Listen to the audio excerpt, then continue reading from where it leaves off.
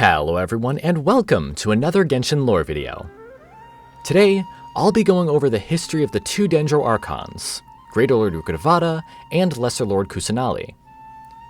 I'll be going over the lore presented in the Sumeru weapon series, various artifacts, and so much more. Also, if you like this video, consider subscribing. It helps me out a lot and I'd really appreciate it. Anyways, let's move right on and get into the video.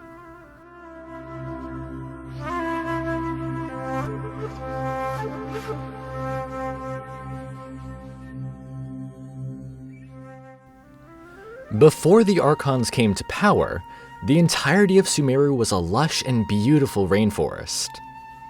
However, at some point, the divine nails were sent down onto Teyvat by Celestia. One of these divine nails landed in what would become known as the Desert of Hadramaveth, and it turned the lush rainforest into a barren desert. This change also affected the Dendro dragon Apep, who lived in the area. In response to the change in the environment, their bodies shifted from a lush green color to a yellow that matched the sands. Sometime later, Apep would meet King Deshret, and they would allow him to build his kingdom in the deserts of Sumeru.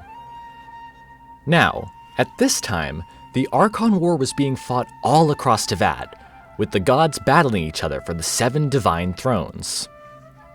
In the deserts of Sumeru, though, things were more peaceful. While King Deshret was the most powerful god in the nation, he still decided to share his throne with Greater Lord Rukkhadevata and Nabu Malikata. They became known as the 3 God Kings, and each of them had their own unique views on wisdom. The 3 were great friends, and would often debate their views on wisdom together.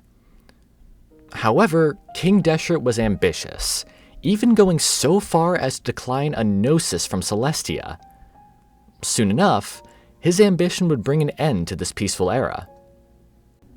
Now, King Deshret would often discuss his ambitions with Nabu Malikata, who warned him about the dangers of the path he wanted to go down. In the end, though, she decided to go along with his plans, even though it would result in her death.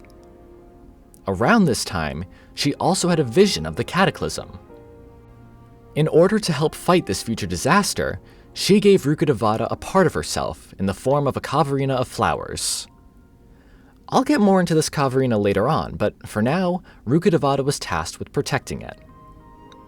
Soon after this, though, Nabu Malikata would die as King Deshret walked further on the path to forbidden knowledge. After Nabu Malikata's death, King Deshret would focus more on his goal, leading him towards insanity. In response, Rukkhadevata left King Deshret's side and traveled to a corner of the desert. Here, she would create the rainforest, along with a device to water the area known as the Varuna contraption. She would also create many important figures in the rainforest, including Vyaghara, who was the first lord of the forest, and the Aranara. For a time, things were peaceful once again. However, King Deshret's ambition eventually led to forbidden knowledge sweeping across the land, bringing plagues and disasters wherever it went. Seeing this, Rukkhadevata would come to King Deshret's aid and help him stop the disasters. She helped the people build temples to suppress the forbidden knowledge, as well as Aru village, which became the last bastion of King Deshret's civilization. She would also use a great amount of her power to further suppress the forbidden knowledge, causing her to regress into a childlike form. However, this still wasn't enough. In the end, King Deshret decided to sacrifice himself to put an end to the incident and save Sumeru. After his death, Deshret's civilization would fall apart, and many would scramble for power. City-states would rise and fall around the desert, including Gurabad, which I talked about in my 7 Wonders of the Badlands video. Anyways, since both Nabu Malikata and King Deshret had now passed away, Greater Lord Rukkhadevata was the only one left of Sumeru's 3 God Kings. As such, she would likely have obtained the title of Dendro Archon at this time. We aren't told explicitly when she became the Archon, but with the other 2 God Kings dead, this would be the latest possible time. As the Dendro Archon, Rukkhadevata would eventually reconstruct the Shard of Kavarina given to her by Nabu Malikata. she would transform it into the divine bird Semerg, who she charged with the guardianship of the border between life and death. Things would then be at peace once more, at least until the Cataclysm arrived. 500 years ago, abyssal creatures and forbidden knowledge poured out of Tunigi Hollow, located in Sumeru's Girdle of the Sands. The 7 Archons would swiftly be summoned to Tunigi Hollow and Khaenri'ah to fight back against the invading forces and stop the disaster. While fighting at Tunigi Hollow, the Lord of Amrita, the previous Hydra Archon, was slain by the abyssal forces. After her death, her body would transform into a pool of sweet dew known as the Amrita.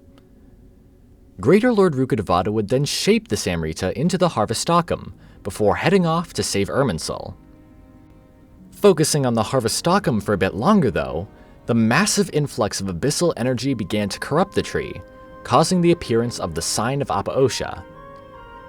Upon seeing the sign, Semerg would make her destined sacrifice, diving into the Amrita and shattering her form into countless motes of Kavarina. The Harvestocum would then be freed of abyssal corruption, and the motes of Kavarina would eventually become the Pari.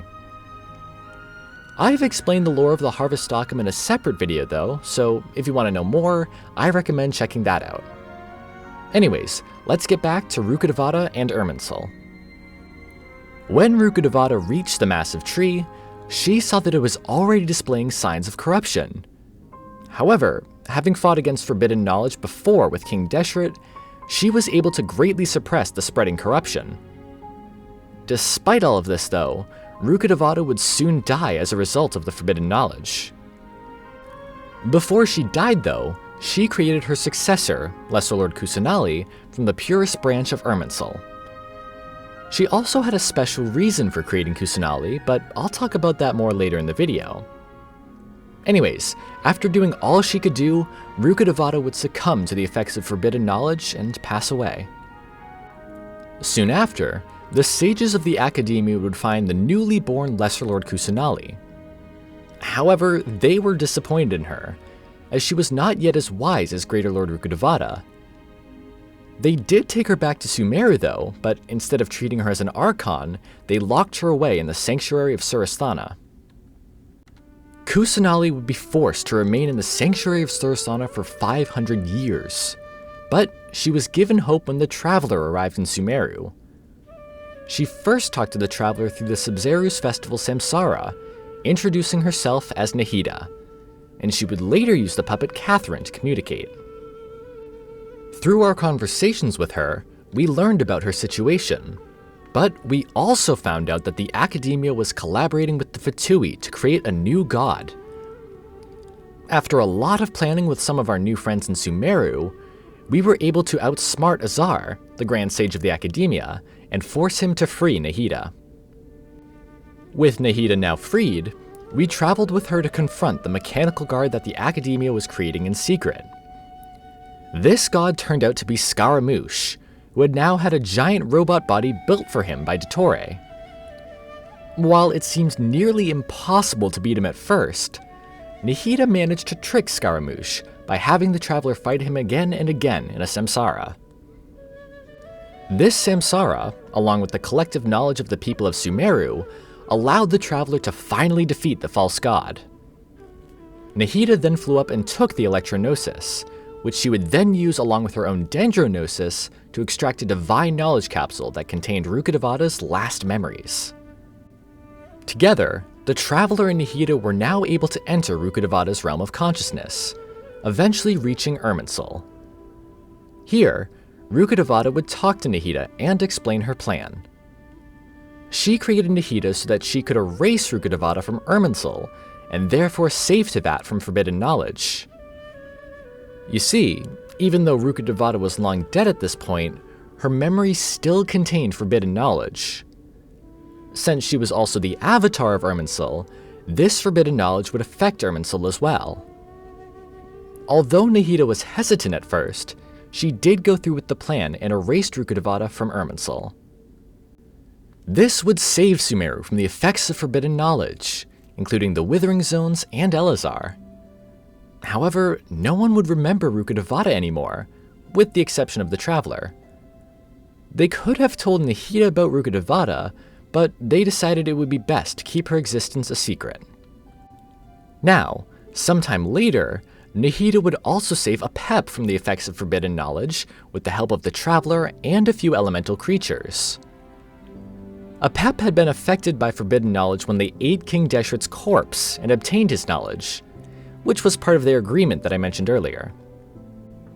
When they were saved from their torment, Apep decided not to kill Nihida or the other gods, choosing to watch from their resort instead. They may loathe Celestia and their gods, but they are still curious to see just how far humanity will go under the rule of the heavenly principles. Anyways, that's pretty much it for the history of the Dendro Archons, Greater Lord Rukkhadevata, and Lesser Lord Kusanali. Sumeru has such a vast amount of lore, and these two are no exception to that. Although Rukkhadevata may not be remembered anymore, I hope we somehow get to learn more about her in the future. If you want to hear more of my thoughts and more lore on the Archons though, I recommend checking out my videos on Rex Lapis, Lord Barbados, and Raidane and Makoto. As for the history of the Hydro Archons, that won't be released until the Fontaine Archon quests are complete, so don't expect that until after version 4.2. Either way, I would love to hear what other bits of lore you'd like me to cover in the comments below as well. Anyways, that's it for this video. Thank you so much for watching. Sources and further readings are also in the description if you want to check them out. I hope you all have an amazing day, and I'll see you all in the next video.